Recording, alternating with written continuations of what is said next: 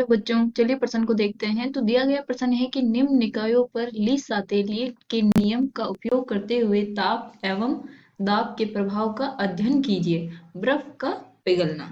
तो हमें बताना है कि जो ली-सातेलिए नियम है उसका हमें उपयोग करते हुए बताना है कि जो बर्फ का पिघलना होता है, यानी कि बर्फ से वो जो पानी द्रव में परिवर्तित होता है, उसमें हमारे ताप एवं दाब का क्या प्रभाव पड़ेगा। तो सबसे पहले हम क्या लिखेंगे? मुख्य अवधारणा। मुख्य अवधारणा, तो वो क्या हो जाएगी? ली-सातेलिए नियम। ली-सातेलिए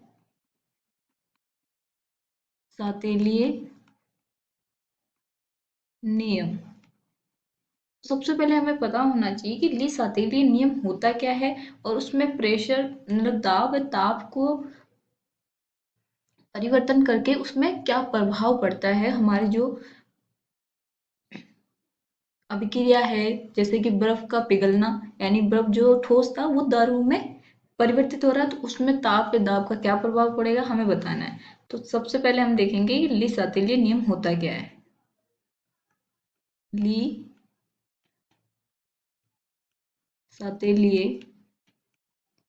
नियम सिद्धांत के अनुसार साम्य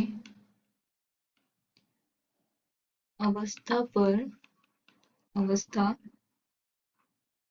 पर सांद्रता, ताप तथा दाब में परिवर्तन किया जाए तो साम्य उस दिशा में विस्थापित होगा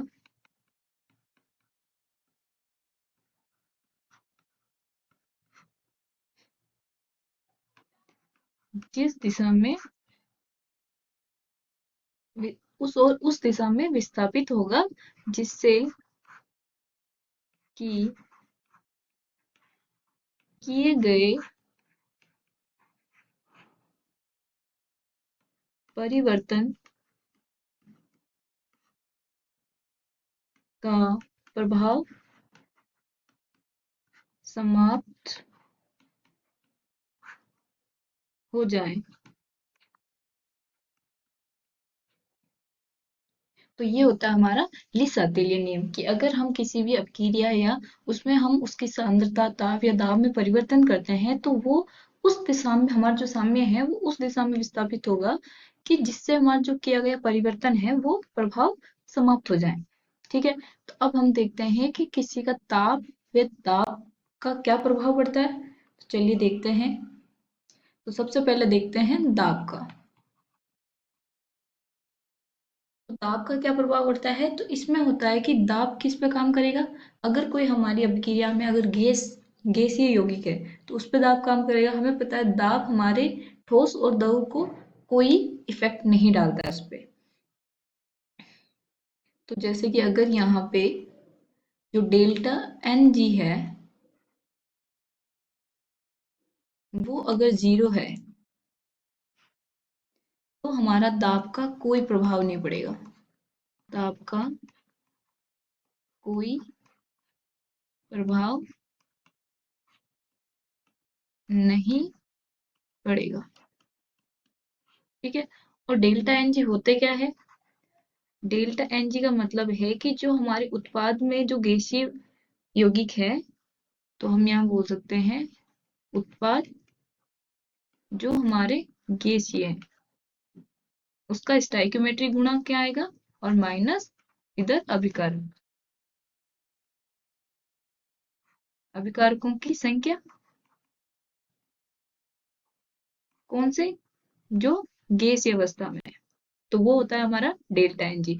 तो अगर हमारे उत्पाद और अभिकारक में समान गैसीय यौगिक है तो वो डेल्टा एन जी क्या हो जाएगा, जीरो, तो उस पर दाब का कोई प्रभाव नहीं होगा। अगर delta n g greater than zero आए तो क्या होगा कि उत्पाद ज्यादा है, तो उत्पाद ज्यादा है तो दाब बढ़ाएंगे तो हमारी जो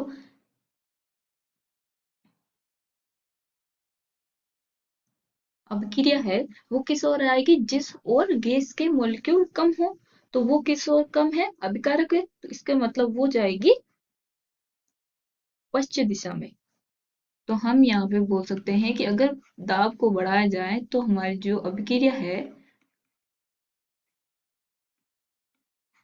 वो जाएगी पश्चिम दिशा में। इसके लिए हम एक अभिक्रिया भी लिख सकते हैं, जैसे कि हमारे पास N2 है,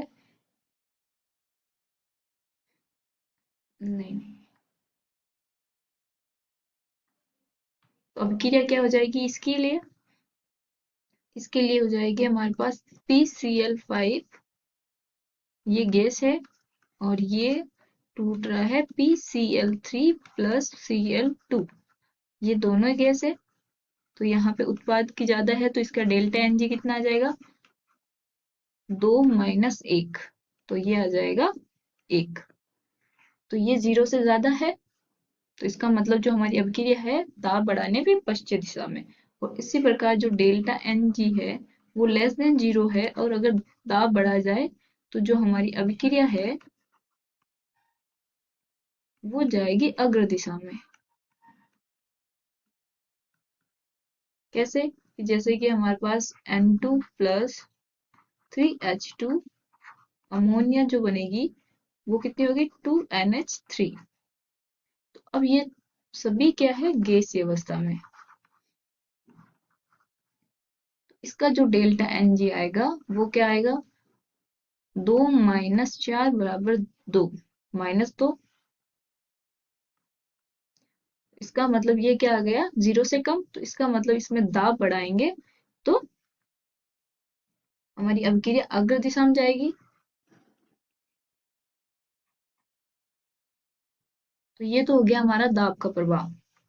अब देखिए ताप का प्रभाव। ताप का प्रभाव, तो ताप का प्रभाव क्या होगा कि जैसे कि हमारे पास ए अभिकर्मक है और ये बी उत्पाद बना, और प्लस हीट है, यानी कि ये अभिक्रिया अगर उष्मा सेपी हुई, उष्मा सेपी, तो अगर उष्मा सेपी हुई तो इसमें क्या होगा, अगर हम ताप बढ़ाएंगे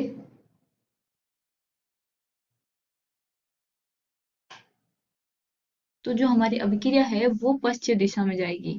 तो अभिक्रिया क्या होगी, अभिक्रिया पश्चिम दिशा में जाएगी, क्योंकि इसमें पहले से ही हीट निकल रही है और हम तापमान बढ़ा रहे हैं, तो इसका मतलब क्या होगा कि ये पश्चिम दिशा में जाएगी। और यहीं पे अगर हमारी ए है और वो हीट अवशोषित करके या उष्मा को ग्रहण करके ये बी उत्पाद बनाता है, तो ये क्या हो गया, उष्मा शोषी। ठीक है, अगर उष्मा शोषी हुई तो अगर तापमान बढ़ाएंगे तो इसको क्या हीट की जरूरत है, तो तापमान बढ़ाएंगे तो इसमें हीट भी जनरेट होगी। तो इसकी वजह से ये जो अभिक्रिया है वो किस ओर जाएगी, अग्र दिशा में। तो ये तो हो गया हमारा ताप का प्रभाव। अब हमें दिया गया है कि बर्फ का पिघलना, तो हम यहाँ लिख सकते हैं कि जो हमारा H2O है वो परिवर्तित हो रहा है, यहाँ था बर्फ यानी सॉलिड, और यहाँ हो गया द्रव। तो यहाँ पे देखिए गैसीय डेल्टा एन जी क्या होगा, ना अभिकारक में ना उत्पाद में हमारे गैसीय अभिकर्मक है, तो इसका मतलब जो डेल्टा एन जी होगा वो जीरो, तो पी का क्या होगा, कोई प्रभाव नहीं पड़ेगा। और अब देखिए कि ये जो हमारी H2 है बर्फ से पिघलता है तो कैसे करता है कि ये क्या करेगा, हीट एब्जॉर्ब करेगा, तभी तो वो पिघल के द्रव में परिवर्तित होगा। तो इसका मतलब ये क्या है हमारी अभिक्रिया? उष्मा सोशी। तो अगर अभिक्रिया उष्मा सोशी है तो अभिक्रिया किस ओर जाएगी? अग्र दिशा में। तो हम लिख सकते हैं अभिक्रिया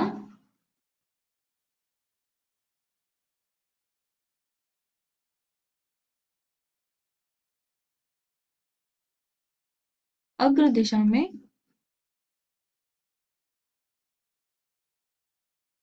गमन करेगी।